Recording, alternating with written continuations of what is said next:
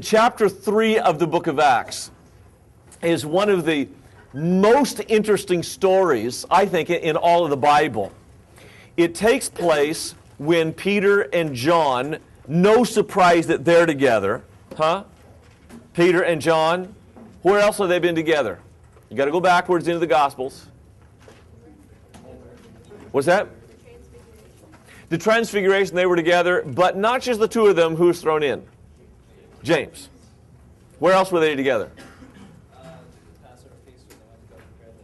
They went to go prepare the Passover feast, and that incident was just them. Running to the tomb. It was Peter and John, and there it was just them because, well, actually, it was John, then Peter, and then Mary Magdalene. So, running in a line. But also at Garden of Gethsemane, but James is there. And raising of Jairus' daughter, but James is there. If you are to say, who are Jesus' bestest buddies?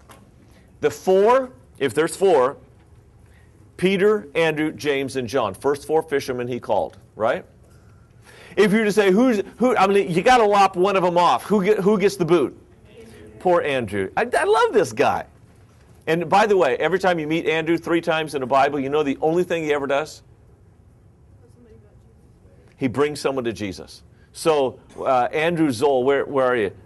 Right. Live up to your name. You know what? Andrew means man warrior. It means man warrior? Yes, it does.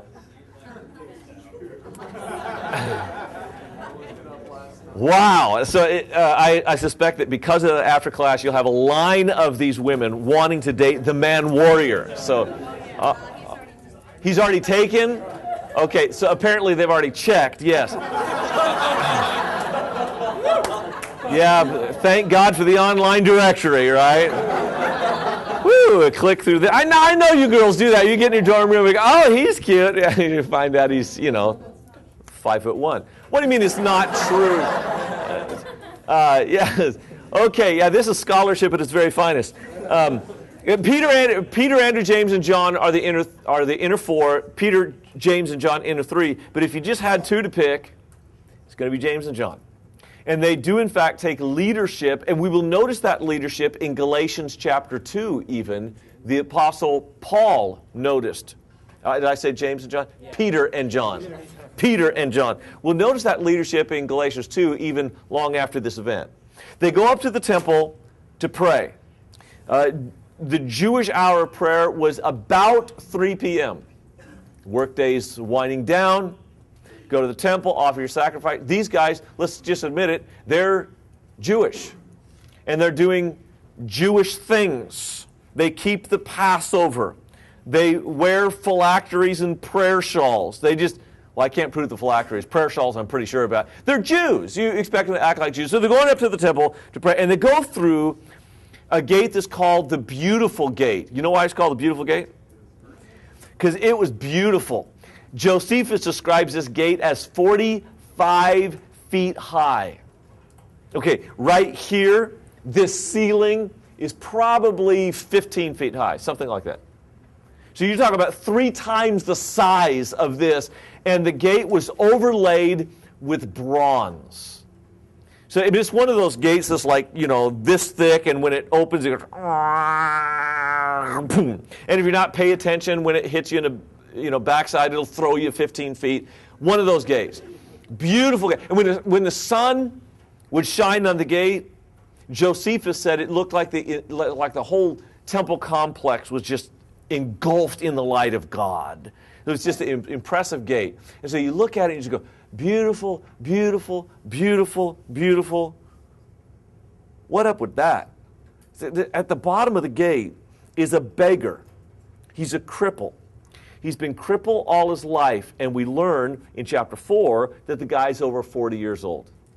When the average age of those days was about 32 for a male. He is an old dude sitting there at the gate.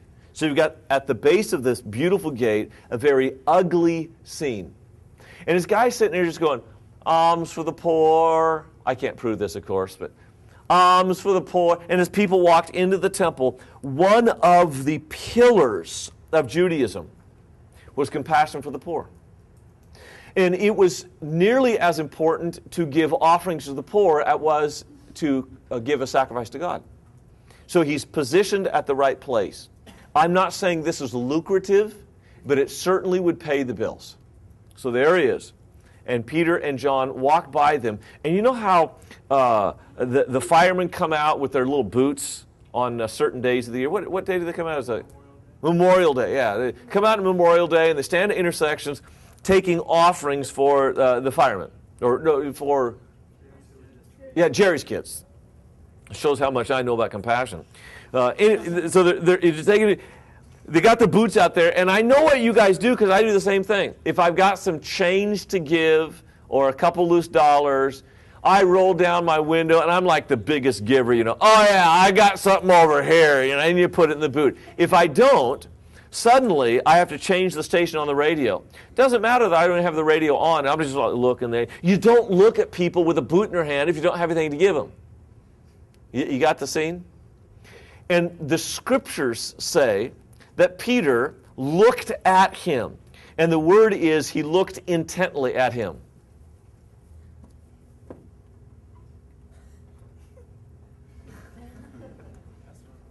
Awkward.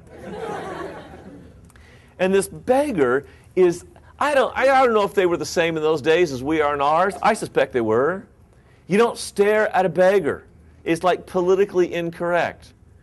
You just walk up there and say,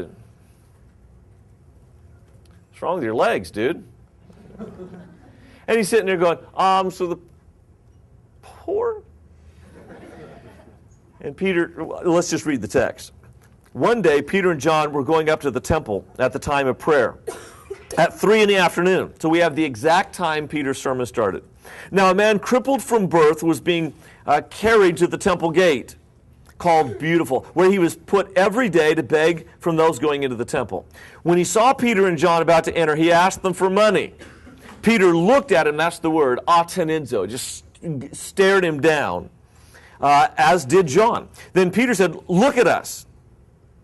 Apparently the guy's, you know, can I have some money? And then Peter's just staring at him, and the guy's going, and he goes, look at me. It's time for an irrelevant story.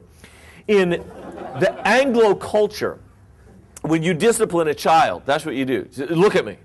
Did your mother ever tell you that? Okay. In a Hispanic environment, that is not true. It's the opposite. You don't look at an adult in the eye when they're disciplining you. My wife didn't know this. We moved to San Antonio. We were preaching at a bilingual church, and she's teaching